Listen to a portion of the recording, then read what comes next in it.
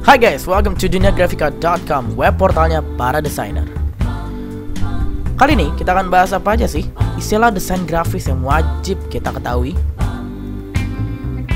Bagi teman-teman yang udah malang melintang di dunia desain grafis, tentu tahu jika profesi ini dipenuhi dengan banyak istilah. Namun, bagi pemula dan masih belajar desain grafis, terkadang beberapa istilah masih terdengar asing di telinga.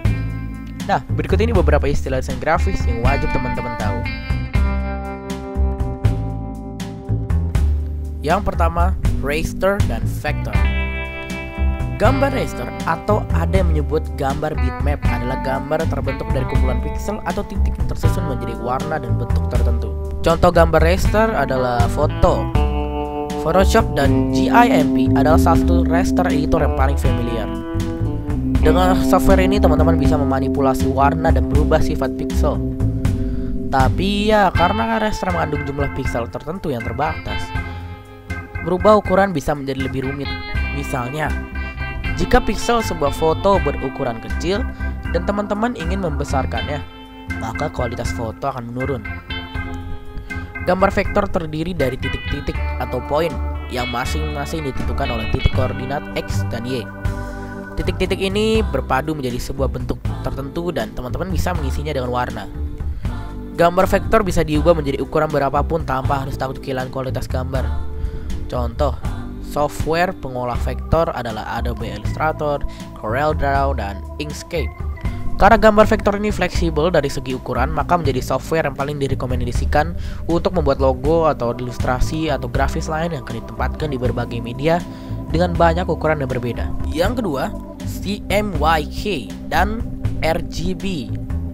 CMYK atau CMYK adalah singkatan dari Cyan, Magenta, Yellow, Black. Kenapa CMYK? K-nya itu black. Diambil dari black, yaitu huruf terakhir dari black yaitu K. Karena kalau diambil B, sudah dipakai dari blue. CMYK ini adalah warna standar desain yang akan dikirim ke proses cetak atau printer. Jadi jika teman-teman ingin mengirim desain brosur ke dalam mesin cetak, gunakanlah pengaturan warna CMYK atau teman-teman akan mendapatkan hasil cetak yang berbeda dari yang terlihat di monitor. Warna RGB atau red, green, blue adalah tipikal warna yang digunakan untuk tampilan monitor komputer atau televisi, kamera digital, smartphone, dan lain-lain. Karena CMYK memiliki gamut warna yang terbatas dibanding RGB, maka akan beresiko kehilangan warna ketika mengkonversi warna RGB ke CMYK.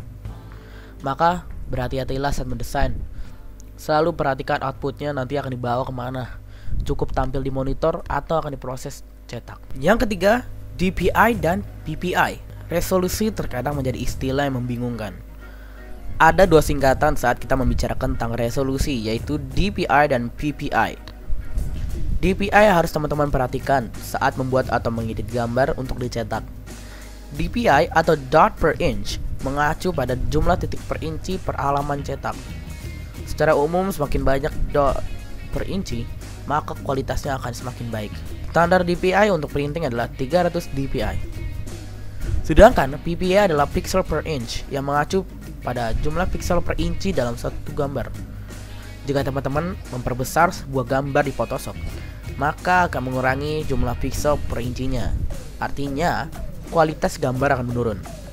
Ingat ya guys, resolusi hanya berlaku untuk pengolahan gambar raster, karena vektor tidak bekerja menggunakan itu. Yang keempat, tipografi. Sederhananya, tipografi adalah seni mengatur huruf atau tulisan.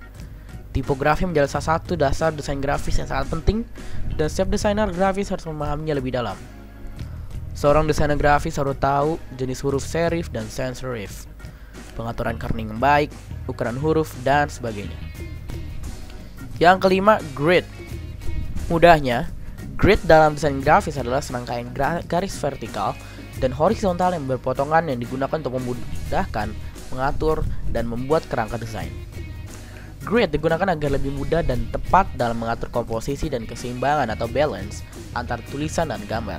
Dalam software grafis baik itu Illustrator, Photoshop, atau CorelDRAW memiliki cara masing-masing untuk menampilkan grid. Keenam, Logo versus brand. Logo adalah salah satu karya grafis yang kuat. Logo yang baik bekerja sebagai pengingat instan dari perusahaan atau produk tertentu, dan bagi desainer sendiri mewakili sebuah tantangan besar dalam merumuskan esensi klien menjadi sebuah gambar tunggal.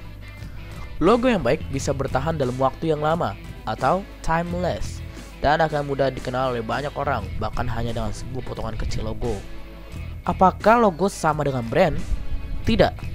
Logo adalah bagian dari proses branding, tetapi biasanya logo adalah bagian yang paling menonjol dari sebuah brand.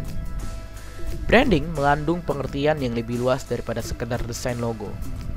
Identitas merek atau brand yang baik dibangun secara hati-hati dari berbagai elemen, dan logo merefleksikan elemen-elemen ini dan bekerja dalam sistem brand itu tersendiri.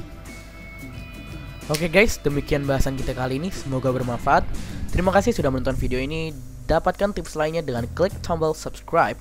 Sampai jumpa di video lainnya. Salam kreatif.